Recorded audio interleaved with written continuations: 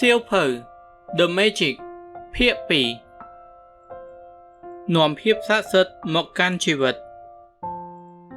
មិនថាអ្នកជានរណានៅទីណាឬស្ថានភាពបច្ចុប្បន្នយ៉ាងម៉េចទេភាពស័ក្តិសិទ្ធិនៃការដឹងគុណនឹងផ្លាស់ប្ដូរជីវិតរបស់អ្នកទាំងមូលខ្ញុំទទួលសម្បត្តិពីមនុស្សរាប់ពាន់នាក់ដែលស្ថិតនៅក្នុងស្ថានភាពដ៏អាក្រក់នឹកគិតមិនដល់ហើយពួកគេបានផ្លាស់ប្ដូរជីវិតទាំងស្រុងដោយការអនុវត្តការដឹងគុណខ្ញុំធ្លាប់ឃើញភាពស័ក្តិសិទ្ធិកើតឡើងដល់សុខភាពទាំងដែលកាលដើមឡើយគ្មានសង្ឃឹមតតែសោះខ្ញុំធ្លាប់ឃើញជីវិតអាពាហ៍ពិពាហ៍និងទំនាក់ទំនងដែលបែកបាក់ប្រែក្លាយមកជាទំនាក់ទំនងដ៏សែនវិសេសខ្ញុំធ្លាប់ឃើញមនុស្សដែលក្រីក្របំផុតក្លាយមកជាអ្នកមាននិងខ្ញុំធ្លាប់ឃើញមនុស្សដែលបាក់ទឹកចិត្តអស់សង្ឃឹមក្លាយជាមនុស្សដែលមានជីវិតរីករាយសមតាមប្រាថ្នាមកជាច្រើនការដឹងគុណអាចផ្លាស់ប្ដូរសម្ព័ន្ធភាពរបស់អ្នកទៅរកសម្ព័ន្ធភាពដ៏ល្អមានន័យនិងរីករាយយ៉ាងមហាអស្ចារ្យដោយមិនសំខាន់ថាបច្ចុប្បន្នកំពុងស្ថិតនៅក្នុងសភាពបែបណាទេការដឹងគុណជួយឲ្យអ្នកកាន់តែមានបានយ៉ាងមហាអស្ចារ្យដើម្បីឲ្យអ្នកមានប្រាក់ធ្វើអ្វីដែលអ្នកចង់ធ្វើជួយឲ្យសុខភាពរបស់អ្នកល្អប្រសើរឡើងនិងនាំមកនូវសេចក្តីសុខដែលអ្នកពុំធ្លាប់មានពីមុនមកការដឹងគុណនិងស្ដែងភាពស័ក្តិសិទ្ធិរបស់វាធ្វើឲ្យអ្នករីកចម្រើននៅក្នុងអាជីពការងារបង្កើនភាពជោគជ័យនិងធ្វើឲ្យក្តីស្រមៃរបស់អ្នកឬអ្វីដែលអ្នកប្រាថ្នាคล้ายជាការពិតតាមពិតមិនថាអ្នកចង់คล้ายជាអ្វីចង់ធ្វើអ្វីនិងចង់មានអ្វីនោះទេការដឹងគុណគឺជាមធ្យោបាយតែមួយគត់ដែលធ្វើឲ្យអ្នកទទួលបានវាថាមពលដ៏អស្ចារ្យនៃការដឹងគុណនឹងផ្លាស់ប្ដូរជីវិតរបស់អ្នកឲ្យភ្លឺចិញ្ចែងចិញ្ចាចដូចមាសពេលអ្នកអនុវត្តដោយការដឹងគុណអ្នកនឹងយល់ពីបញ្ហាដែលកើតឡើងក្នុងជីវិតអ្នកនិងរឿងជាច្រើនទៀតដែលអ្នកគួរតែបានតែបែរជារបូតទៅវិញពេលអ្នកអនុវត្តដោយការដឹងគុណអ្នកនឹងភ្ញាក់រាល់ព្រឹកដោយក្តីរំភើបក្នុងការមានជីវិតរស់នៅអ្នកនឹងឃើញថាអ្នកស្រឡាញ់ជីវិតខ្លាំងណាស់អ្វីគ្រប់យ៉ាងហាក់ដូចជាបានមកដោយងាយមិនបាច់ប្រឹងមានអារម្មណ៍ធូរស្រាលដូចរោមបក្សីនិងមានសេចក្តីសុខជាងមុននៅពេលមានអ្វីចោទឡើងក្នុងជីវិតអ្នកនឹងដឹងភ្លាមថាតើយកឈ្នះវាដូចម្តេចហើយរៀនសូត្រពីរឿងដែលកើតឡើងនោះជារៀងរាល់ថ្ងៃគឺរឿងអស្ចារ្យជារៀងរាល់ថ្ងៃនឹងកាន់តែមហាអស្ចារ្យជាងការអ្នកនៅពីក្មេងតើជីវិតរបស់អ្នកអស្ចារ្យដែរឬទេអ្នកអាចប្រាប់ពេលនេះបានទេថាតើអ្នកបានអនុវត្តដោយការដឹងគុណក្នុងជីវិតច្រើនប៉ុណ្ណាចូលសម្លឹងមើលរឿងសំខាន់ៗនៅក្នុងជីវិតបញ្ហាប្រាក់សុខភាពសេចក្តីសុខអាជីពការងារផ្ទះសម្បែងនិងសម្ព័ន្ធភាពជីវិតដែលសម្បូរបែបនិងអស្ចារ្យគឺការអនុវត្តការដឹងគុណហើយទទួលបានការតបស្នងយ៉ាងមហាអស្ចារ្យចំណែកជីវិតដែលមិនទាន់សម្បូរបែបនិងអស្ចារ្យក៏ព្រោះតែខ្វះការដឹងគុណនោះឯងវាជាការពិតដ៏សាមញ្ញបំផុតបើអ្នកមិនដឹងគុណអ្នកនឹងមិនទទួលបានត្រឡប់មកវិញដ៏ច្រើននោះទេអ្នកបានបញ្ឈប់ភាពស័ក្តិសិទ្ធិដែលគួរកើតមានជាបន្តបន្ទាប់ក្នុងជីវិតរបស់អ្នកនៅពេលអ្នកមិនដឹងគុណមានន័យថាអ្នកបញ្ឈប់លំហូរចូលនៃសុខភាពល្អប្រសើរសម្ព័ន្ធភាពល្អប្រសើរភាពសប្បាយរីករាយមានប្រាក់ដ៏សម្បូរហូរហៀរនិងការរីកចម្រើនក្នុងការងារក្នុងអាជីពឬធុរកិច្ចដើម្បីទទួលបានអ្វីមួយអ្នកត្រូវឲ្យនេះគឺជាច្បាប់ការដឹងគុណគឺនិយាយពាក្យអរគុណបើពុំដូច្នេះទេវានឹងកាត់បន្ថយភាពស័ក្តិសិទ្ធិចេញពីក្នុងខ្លួនអ្នកនិងការទទួលបាននូវអ្វីដែលអ្នកចង់បានក្នុងជីវិតលទ្ធផលនៃការរំលឹកគុណគឺបើយើងមិនដឹងគុណប្រៀបដូចជាយើងកំពុងតែស្មានថារបស់ផ្សេងៗរត់ចូលមករកយើងដោយខ្លួនឯងការគិតស្មានបែបនេះមានន័យថាយើងកំពុងតែចម្រាញ់យកអ្វីមួយចេញពីក្នុងខ្លួនឯងទាំងមិនដឹងខ្លួនច្បាប់នៃការស្រូបទាញពោលថាវត្ថុដែលដូចគ្នានឹងមានកម្លាំងស្រូបទាញចូលមករកគ្នាដូច្នេះបើយើងគិតស្មានថារបស់ផ្សេងៗទៅស្រូបទាញចូលមកដោយខ្លួនឯង យើងក៏ត្រូវរងការស្រូបទាញត្រឡប់ទៅវិញជាផលតបស្នងចូលចងចាំថាអ្នកដែលមិនចេះដឹងគុណទោះជាគេមានអ្វីក៏ដោយក៏នឹងត្រូវស្រូបទាញទៅវិញដោយជៀសមិនផុតឡើយពិតណាស់ថាអ្នកធ្លាប់ដឹងគុណអ្វីៗជាច្រើនមកហើយនៅក្នុងជីវិតតែដើម្បីជួបភាពស័ក្តិសិទ្ធិនិងដើម្បីឲ្យកើតការផ្លាស់ប្ដូរយ៉ាងពេញទីដល់ស្ថានភាពបច្ចុប្បន្នរបស់អ្នកត្រូវតែដឹងគុណហើយធ្វើឲ្យវាក្លាយជាមាគ៌ាថ្មីក្នុងការដឹកនាំជីវិតរបស់អ្នករូបមន្តនៃភាពស័ក្តិសិទ្ធិអ្នកប្រាជ្ញនិងរដ្ឋបរិសម្នាក់ពោលថាចំណេះដឹងគឺជាកំណប់ទ្រព្យតែការអនុវត្តគឺជាកូនសោឆ្ពោះទៅរកកំណប់ទ្រព្យនោះនៅក្នុងរឿងព្រេងនិងរឿងនិទាននិយាយថាដើម្បីនាំភាពស័ក្តិសិទ្ធិមកឲ្យអ្នកណាម្នាក់ជាដំបូងត្រូវនិយាយពាក្យថាស័ក្តិសិទ្ធិហើយដើម្បីទាញភាពស័ក្តិសិទ្ធិពីការដឹងគុណជាដំបូងអ្នកត្រូវនិយាយពាក្យស័ក្តិសិទ្ធិថាអរគុណខ្ញុំមិនអាចប្រាប់បានទេថាពាក្យអរគុណសំខាន់យ៉ាងណាចំពោះជីវិតអ្នកដើម្បីរស់នៅដោយការរំលឹកដឹងគុណដើម្បីជួបភាពស័ក្តិសិទ្ធិនៅក្នុងជីវិតអរគុណគឺជាពាក្យតែពីរម៉ាត់គត់ដែលអ្នកត្រូវនិយាយយ៉ាងតាំងចិត្តនិងប្រើអារម្មណ៍ជ្រាលជ្រៅជាងពាក្យណាៗទាំងអស់ពាក្យពីរម៉ាត់នេះត្រូវតែคล้ายទៅជាអត្តសញ្ញាណរបស់អ្នកអរគុណគឺជាស្ពានសម្រាប់អ្នកឆ្លងពីចំណុចដែលអ្នកកំពុងតែនៅនាពេលនេះឆ្ពោះទៅរកជីវិតក្នុងក្តីសុបិនរូបមន្តនៃភាពស័ក្តិសិទ្ធិគឺ 1. គិតនិងនិយាយពាក្យស័ក្តិសិទ្ធិយ៉ាងតាំងចិត្តថាអរគុណ 2. អ្នកគិតនិងនិយាយពាក្យស័ក្តិសិទ្ធិអរគុណយ៉ាងតាំងចិត្តច្រើនប៉ុណ្ណាអ្នកនឹងកាន់តែមានអារម្មណ៍ដឹងគុណច្រើនឡើងតាមនោះដែរ 3. អ្នកកាន់តែគិតនិងដឹងគុណច្រើនប៉ុណ្ណាអ្នកក៏កាន់តែមានសេចក្តីសុខច្រើនទៅតាមនោះដែរការដឹងគុណគឺជាអារម្មណ៍ដូច្នេះគោលដៅខ្ពស់បំផុតនៃការអនុវត្តដោយការដឹងគុណគឺការប្រើអារម្មណ៍យ៉ាងតាំងចិត្តឲ្យច្រើនតាមតែអាចធ្វើទៅបានព្រោះវាគឺជាកម្លាំងជួយពន្លឿនភាពស័ក្តិសិទ្ធិនៅក្នុងជីវិតរបស់អ្នកច្បាប់ Newton គឺ1 ស្មើ 1អ្នកឲ្យអ្វីអ្នកនឹងទទួលបានរបស់នោះមកវិញស្មើគ្នាមានន័យថាបើអ្នកបង្កើតអារម្មណ៍ដឹងគុណកាន់តែខ្លាំងជីវិតរបស់អ្នកនឹងពង្រីកស្មើនឹងអារម្មណ៍នោះដែរអារម្មណ៍កាន់តែខ្លាំងក្លាប៉ុណ្ណាការដឹងគុណកាន់តែជ្រាលជ្រៅប៉ុណ្ណាជីវិតរបស់អ្នកនឹងផ្លាស់ប្ដូរកាន់តែលឿនតាមដែរពេលរកឃើញថាការអនុវត្តតិចតួចមានភាពងាយស្រួលនៅក្នុងការរួមបញ្ចូលការដឹងគុណទៅក្នុងជីវិតប្រចាំថ្ងៃរបស់អ្នកនឹងរកឃើញលទ្ធផលនៃភាពស័ក្តិសិទ្ធិដែលកើតឡើងដល់ខ្លួនអ្នកហើយអ្នកនឹងគ្មានថ្ងៃចង់ត្រឡប់ទៅរកជីវិតដូចមុនទៀតឡើយបើអ្នកអនុវត្តដោយការដឹងគុណតិចជីវិតរបស់អ្នកនឹងផ្លាស់ប្ដូរតិចដែរបើអ្នកអនុវត្តច្រើនរាល់ថ្ងៃជីវិតក៏នឹងផ្លាស់ប្ដូរយ៉ាងអស្ចារ្យដោយវិធីងាយៗដែលអ្នកស្ទើរតែនឹកស្មានមិនដល់សៀវភៅស័ក្តិសិទ្ធិប្រធានាធិបតីទី35នៃសហរដ្ឋអាមេរិកលោក John F. Kennedy បាននិយាយថានៅពេលសម្ដែងការដឹងគុណយើងមិនត្រូវភ្លេចថាការដឹងគុណដ៏ខ្ពស់បំផុតមិនមែនគ្រាន់តែនិយាយពាក្យចេញមកទេតែត្រូវស៊ីចង្វាក់គ្នានឹងជីវិតប្រចាំថ្ងៃផងដែរសៀវភៅនេះមានគោលប្រតិបត្តិស័ក្តិសិទ្ធិចំនួន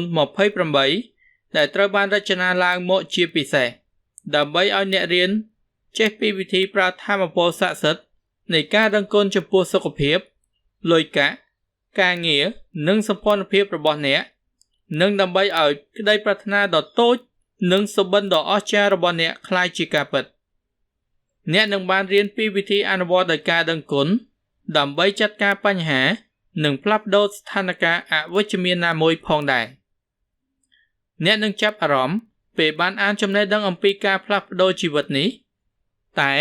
បើមិននាំយកអ្វីដែលអ្នកបានអាននេះទៅអនុវត្តទេចំណេះដឹងទាំងនេះនឹងរត់ចូលទៅក្នុងសៀវភៅវិញអស់ហើយឱកាសល្អៗដែលនឹងស្រូបទាញមកផ្លាស់ប្ដូរជីវិតរបស់អ្នកដ៏ងាយស្រួលក៏នឹងរលាយបាត់អស់ដែរ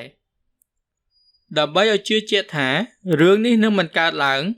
អ្នកចាំបាច់ត្រូវអនុវត្តដោយការដឹងគុណឲ្យជាប់រហូតគ្រប់28ថ្ងៃ ដើម្បីឲ្យកោសិកានិងចិត្តក្រោមលំនឹករបស់អ្នកជោគជាំទៅដោយរឿងនេះទើបអាចផ្លាស់ប្ដូរជីវិតរបស់អ្នកបានជារៀងរហូតគោលប្រតិបត្តិនេះត្រូវបានរចនាមកយ៉ាងសម្បូរបែបជាបន្តបន្ទាប់រហូតដល់ទៅ28ថ្ងៃដើម្បីឲ្យការដឹងគុណរបស់អ្នកក្លាយជាទម្លាប់និងជាវិថីថ្មីនៃជីវិតការអនុវត្តដោយការដឹងគុណជាបន្តបន្ទាប់ច្រើនថ្ងៃយ៉ាងតាំងចិត្តសូមធានាថាអ្នកនឹងឃើញភាពស័ក្តិសិទ្ធិចូលមកក្នុងជីវិតអ្នកយ៉ាងឆាប់រហ័សក្នុងគោលប្រតិបត្តិស័ក្តិសិទ្ធិនីមួយៗគឺជាកំណប់នៃដំបូន្មានអាថ៌កំបាំងដែលនឹងពង្រឹងចំណេះដឹងរបស់អ្នកក្នុងគោលប្រតិបត្តិនីមួយៗនឹងធ្វើឲ្យអ្នកកាន់តែយល់ច្បាស់អំពីដំណើរជីវិតហើយវាជាការងាយណាស់នៅក្នុងការទទួលបានជីវិតដោយក្តីសុបិន12គោលប្រតិបត្តិដំបូងប្រើថាមពលស័ក្តិសិទ្ធិនៃការដឹងគុណសម្រាប់អ្វីដែលអ្នកកំពុងតែមាននៅក្នុងពេលនេះនិងសម្រាប់អ្វីដែលអ្នកបានទទួលការពីអតីតព្រោះប្រសិនបើអ្នកមិនដឹងគុណចំពោះអ្វីដែលអ្នកមាននិងអ្វីដែលអ្នកបានទទួលមកហើយភាពស័ក្តិសិទ្ធិនឹងមិនធ្វើការទេហើយអ្នកនឹងមិនទទួលបានអ្វីលើសពីនេះទៀតដែរគោលប្រតិបត្តិ12ដំបូងនេះនឹងជួយឲ្យភាពស័ក្តិសិទ្ធិនៃការដឹងគុណចាប់ផ្ដើមធ្វើការបានភ្លាមៗទាន់ពេលវេលា10គោលប្រតិបត្តិបន្ទាប់គឺប្រើថាមពលស័ក្តិសិទ្ធិនៃការដឹងគុណដើម្បីក្តីប្រាថ្នារបស់អ្នកសុបិនរបស់អ្នកនិងគ្រប់យ៉ាងដែលអ្នកចង់បានតាមរយៈគោលប្រតិបត្តិទាំង10នេះវានឹងធ្វើឲ្យសុបិនរបស់អ្នកคล้ายទៅជាការពិតហើយអ្នកក៏នឹងឃើញបរិយាកាសនៅក្នុងជីវិតរបស់អ្នកផ្លាស់ប្ដូរយ៉ាងអស្ចារ្យ6គោលប្រតិបត្តិចុងក្រោយនឹងនាំអ្នកទៅរកកម្រិតថ្មីទាំងស្រុងជាទីដែលអ្នកជ្រួតជ្រាបទៅដោយការដឹងគុណគ្រប់កោសិកានៃរាងកាយនិងចិត្តគំនិតអ្នកនឹងរៀនចេះពីវិធីប្រើថាមពលស័ក្តិសិទ្ធិនៃការដឹងគុណដើម្បីជួយអ្នកដទៃកម្ចាត់បញ្ហានិងដោះស្រាយស្ថានភាពផ្សេងៗឬសភាពការអវិជ្ជមានដែលអ្នកត្រូវប្រឈមពេញមួយជីវិតអ្នកមិនចាំបាច់ខ្វល់នឹងប្រតិទិនជីវិតរបស់អ្នកទេព្រោះគោលប្រតិបត្តិនីមួយៗត្រូវបង្កើតឡើងជាពិសេសដែលសមស្របទៅនឹងជីវិតប្រចាំថ្ងៃរបស់អ្នកហើយមិនថាជាថ្ងៃធ្វើការថ្ងៃចុងសប្តាហ៍ថ្ងៃបុណ្យឬថ្ងៃឈប់សម្រាកអ្វីអ្នកអាចយកការដឹងគុណជាប់ខ្លួនបានយកតាមទៅគ្រប់ទីកន្លែងដែលអ្នកទៅមិនថាអ្នកនឹងទៅទីណាទេភាពស័ក្តិសិទ្ធិនឹងកើតឡើងនៅទីនោះភ្លាមប្រសិនបើអ្នកខកខានមួយថ្ងៃអ្នកនឹងបាត់បង់អ្វីៗទាំងអស់ដែលធ្លាប់បានធ្វើកន្លងមកបើសិនអ្នកខកខានមួយថ្ងៃពិតមែនដើម្បីឲ្យប្រកាសចិត្តថាអ្នកមិនបានកាត់បន្ថយភាពស័ក្តិសិទ្ធិរបស់អ្នកទេនោះចូលរាប់ថយទៅក្រោយ3ថ្ងៃហើយអនុវត្តត្រង់ចំណុចនោះឡើងវិញម្ដងទៀតគោលប្រតិបត្តិខ្លះរចនាឡើងសម្រាប់ប្រើពេលព្រឹកហើយខ្លះទៀតប្រើបានពេញមួយថ្ងៃដូច្នេះចូលអានគោលប្រតិបត្តិដំបូងនៃថ្ងៃនីមួយៗនៅពេលព្រឹកគោលប្រតិបត្តិខ្លះត្រូវអានតាំងពីយប់ព្រោះវាត្រូវចាប់ផ្ដើមប្រើតាំងពីអ្នកភ្ញាក់ពីដំណេកហើយខ្ញុំនឹងប្រាប់ថាតើពេលណាគួរចាប់ផ្ដើមអនុវត្តអ្នកប្រហែលជាចង់អានគោលប្រតិបត្តិសម្រាប់ថ្ងៃបន្ទាប់នៅមុនពេលចូលគេងដើម្បីបានត្រៀមខ្លួនបើដូច្នេះមែនចូលឲ្យប្រកាសចិត្តថា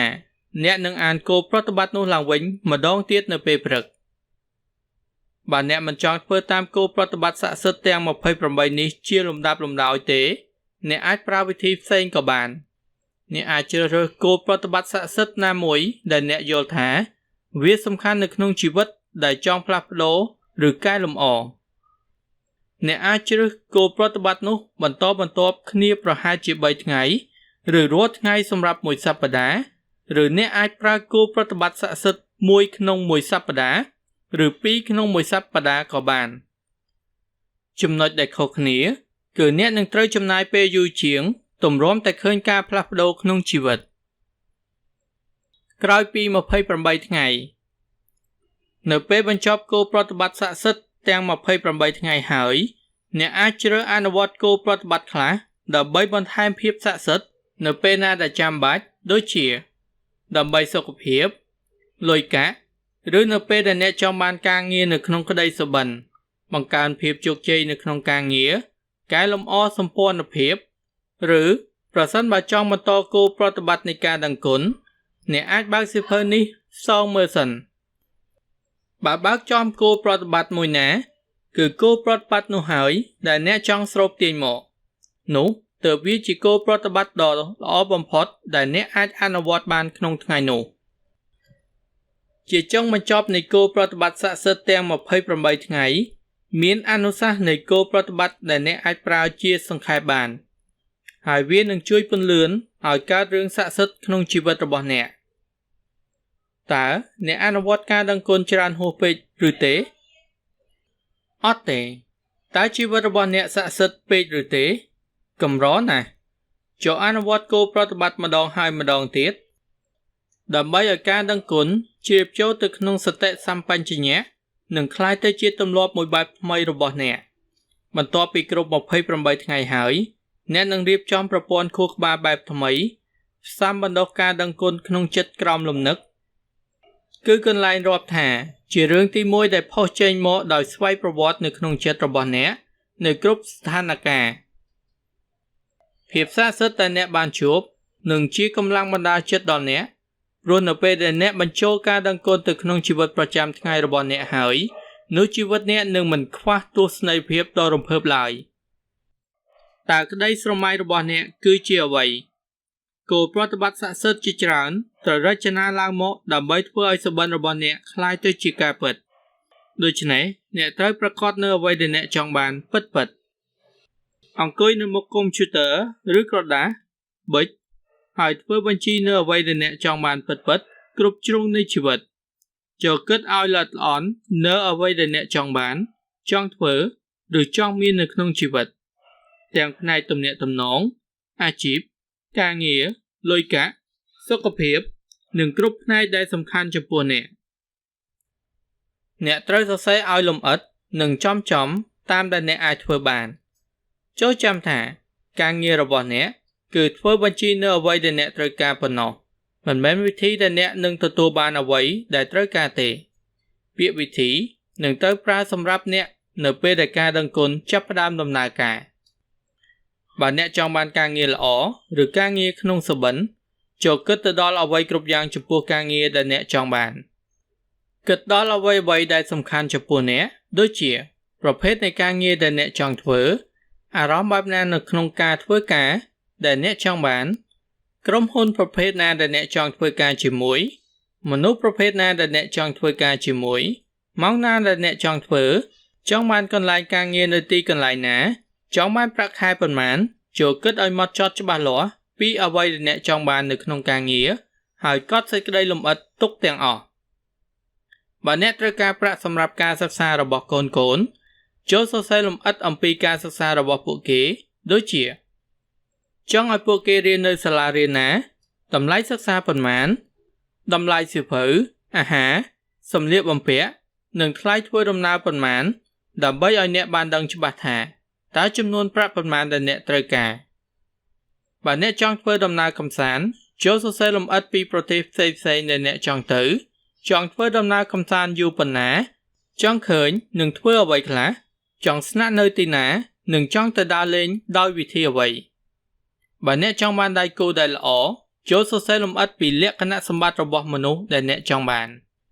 បើអ្នកចង់កែលម្អសម្ព័ន្ធភាពឲ្យល្អប្រសើរចូលសរសេរលម្អិតពីសម្ព័ន្ធភាពដែលអ្នកចង់កែលម្អថាតើអ្នកចង់ឲ្យសម្ព័ន្ធភាពនោះទៅជាបែបណាបើអ្នកចង់មានសុខភាពល្អឬសភាពរាងកាយរឹងមាំត្រូវតម្រង់ឲ្យចំផ្លូវដែលអ្នកចង់កែលម្អសុខភាពឬរាងកាយបើចង់បានផ្ទះដូចក្នុងសុបិនចូលសរសេរលម្អិតគ្រប់យ៉ាងអំពីផ្ទះដែលចង់បានពីបន្ទប់មួយទៅបន្ទប់មួយបើមានវត្ថុណាមួយដែលអ្នកចង់បានដូចជាឡានសម្លៀកបំពាក់ឬរបស់របរប្រើប្រាស់ផ្សេងៗចូលសរសេរចូលទៅបើចង់ធ្វើអ្វីមួយឲ្យជោគជ័យដូចជាប្រឡងជាប់ទទួលបានបរិញ្ញាបត្រឈ្នះនៅក្នុងការលេងកីឡាជោគជ័យនៅក្នុងអាជីពជាតន្ត្រីករពេទ្យអ្នកនិពន្ធអ្នកសម្ដែងអ្នកវិទ្យាសាស្ត្រឬធុរជនឬអ្វីក៏ដោយដែលអ្នកចង់ធ្វើឲ្យសម្រេចចូលសរសេរចូលទៅសរសេរឲ្យជាក់លាក់ជាទីបំផុតតាមដែលអាចធ្វើទៅបានខ្ញុំសូមជំរុញយ៉ាងខ្លាំងក្លាឲ្យអ្នកថែរក្សាបញ្ជីសុបិនរបស់អ្នក រហូតពេញមួយជីវិតសរសេររឿងតូចរឿងធំឬរឿងដែលអ្នកចង់បាននៅពេលនេះខែនេះឬឆ្នាំនេះចូលទៅ